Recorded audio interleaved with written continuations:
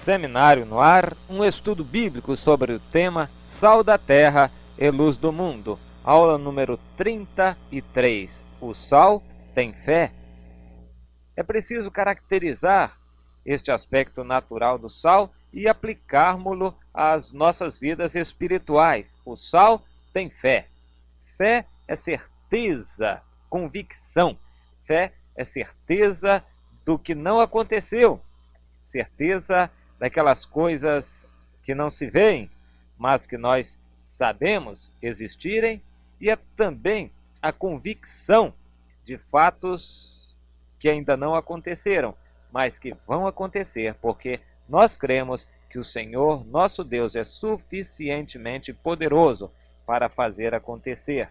Isto está lá em Hebreus, no capítulo 11, versículo 1, a definição da fé. Agora, com relação ao sal, queremos lembrar que o sal acredita na sua natureza. Quando ele se lança numa panela, ele sabe que vai salgar. Ele não titubeia. O sal não é como o chuchu insosso que pega o gosto das outras coisas. O sal acredita na força da sua natureza. Nós devemos acreditar na nossa natureza espiritual, que não é nada menos do que a própria presença do Espírito de Deus em nós. Ora, se o Espírito de Deus habita em nós, que somos templo dele, do Espírito Santo de Deus, então nós sabemos que Deus conosco vai vencer todos os obstáculos e vai nos levar à vitória.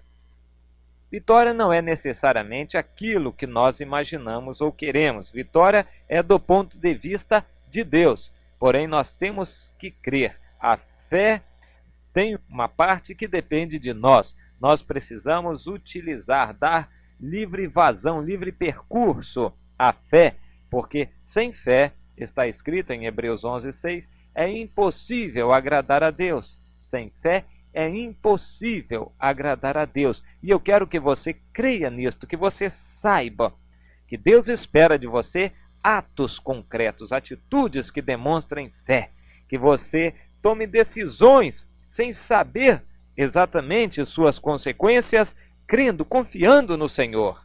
Você faça um negócio sem ter o dinheiro agora, mas crendo que Deus vai dar. Você tome uma decisão sem saber agora as suas consequências, mas crendo que o Senhor vai garanti-las. É isto que é fé, é um passo no escuro, é você crer que Deus vai fazer a parte dele, porque se você tem fé, esta fé tem um fundamento, está baseada numa certeza, num conhecimento espiritual de Deus, e você sabe que Deus vai fazer aquilo que ele falou, vai cumprir aquilo que ele predisse. Nós encontramos um exemplo de fé muito significativo para nós. Está relatado em Hebreus 11:31. Pela fé, Raabe, a meretriz, creu em Deus e acolheu os espias que vinham do povo de Israel, crendo que Deus realmente havia tomado aquela terra. Foi um ato de fé. Ela enfrentou, de certa forma, toda uma cidade, crendo que Deus haveria de entregar aquela cidade, que ela sabia melhor do que ninguém ser pecadora. Ela, uma prostituta, conhecia provavelmente a maior parte dos homens daquela cidade. Ela sabia da podridão que havia reinado naquela cidade até então. Ela era uma prostituta que no fundo tinha sede da verdade. E eu quero, abrindo um parênteses aqui, dizer que hoje eu também creio que há prostitutas que têm sede pela verdade. Elas conhecem só a falsidade dos homens, mas elas precisam conhecer a verdade. E quem é que vai levar a palavra até elas? Eu creio em nossos dias, Raabes também, mulheres de vida fácil, mulheres de vida perturbada, que no fundo têm sede pela verdade, que querem o Senhor. Então precisamos atentar bastante para este aspecto e não desprezar a ninguém, sabendo que Deus pode, de uma criança, fazer um grande instrumento para a sua obra. Não despreze crianças, prostitutas, marginais, bandidos, viciados. Deus pode fazer de um bêbado um grande homem, um homem que vá sacudir uma cidade. O poder de Deus é suficiente para isto. Você crê?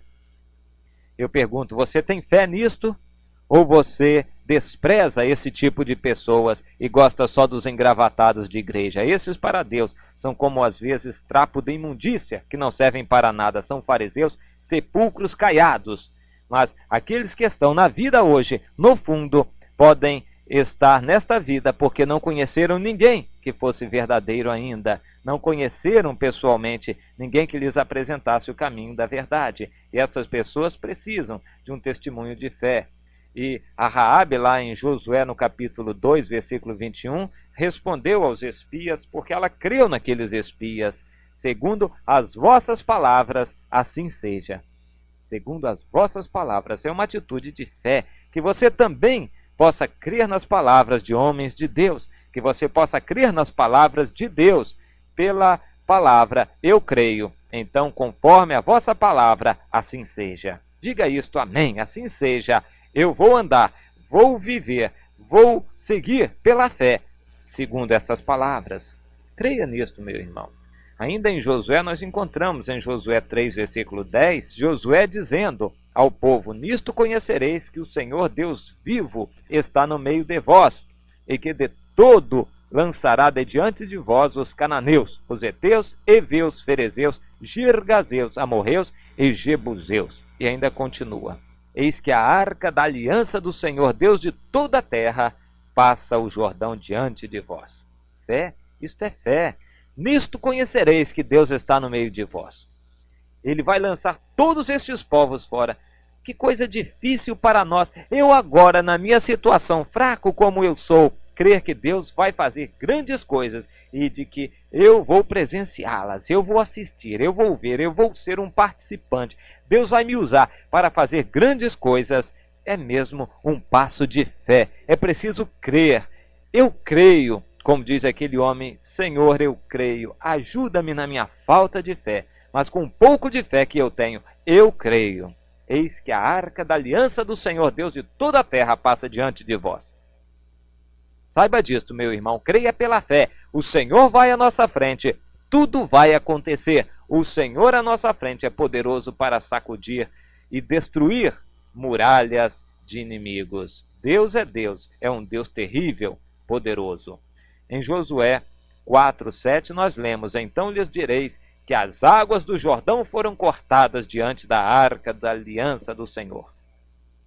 Em passando ela, a arca, foram as águas do Jordão cortadas. Essas pedras serão para sempre memorial aos filhos de Israel.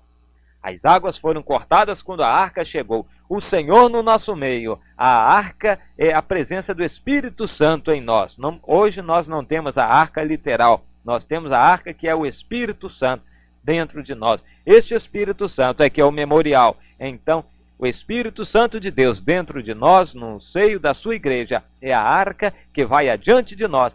As águas, quaisquer que sejam as águas de dificuldades, ou de mares, ou de problemas, ou de forças deste mundo, serão cortadas e esperarão que nós passemos. O povo de Deus tem uma missão, e se tem uma missão de Deus, vá em frente, porque Deus vai abrir todas as águas para este povo passar. Deus é quem abre as portas para o seu povo passar. Ele é poderoso para tal. E se você tem dúvidas, mire-se no espelho do exemplo de Moisés. Um homem que era nada. Uma criança que estava destinada a ser morta.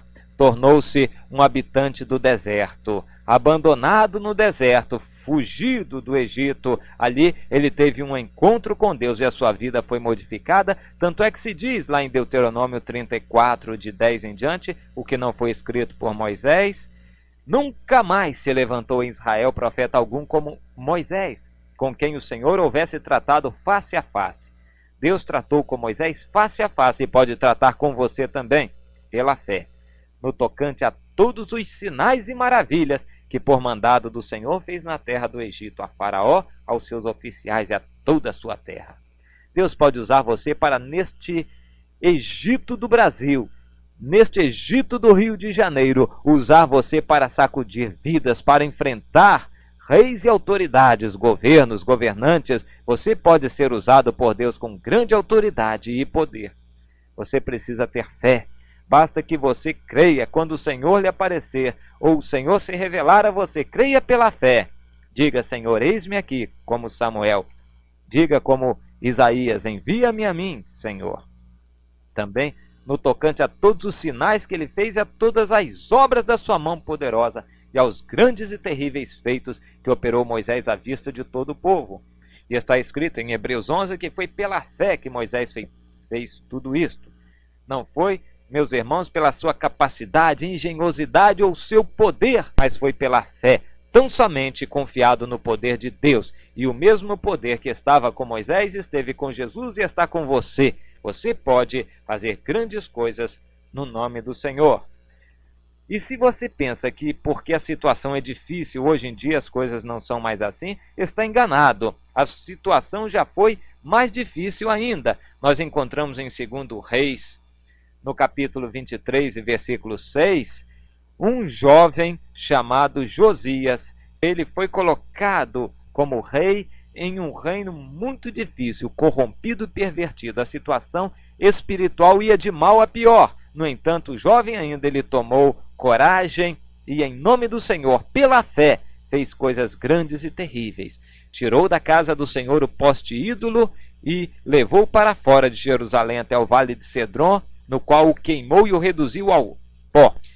O povo de Israel havia feito imagens assustadoras, postes ídolos para adorar a outros deuses. Hoje, nas igrejas, na igreja do Senhor Jesus, também há postes ídolos de todo tipo. Há homens que estão sendo idolatrados, exaltados. O dinheiro do Senhor está sendo desviado para pau e pedra, para construir templos de mármores e templos grandes e isto e aquilo, e não está sendo utilizado para a salvação de almas, para o sustento de missionários, de obreiros do Senhor, não está sendo utilizado para aquilo que Deus queria. E há outros e outros postes ídolos dentro das igrejas, e é necessário que se levantem Josias em nosso meio e com autoridade façam aquilo que foi necessário ser feito naquela época. Ele fez coisas terríveis porque ele, pela fé, cria no Senhor seu Deus.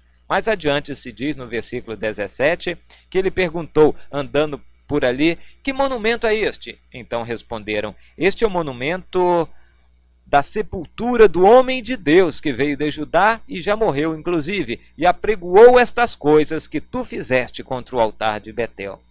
Aquele profeta veio de longe apregoar ali pela fé uma catástrofe, uma calamidade que haveria de acontecer, e aconteceu por mãos de Josias. Deus, pela fé, mandou um servo profeta lá. Que você também seja um servo nas mãos de Deus, pronto para Deus usar a você como Ele quiser. O mesmo Deus apareceu a Josué no capítulo 1, versículo 6, e lhe disse, ser forte e corajoso, porque tu farás a este povo herdar a terra de Canaã, que eu prometo dar a eles.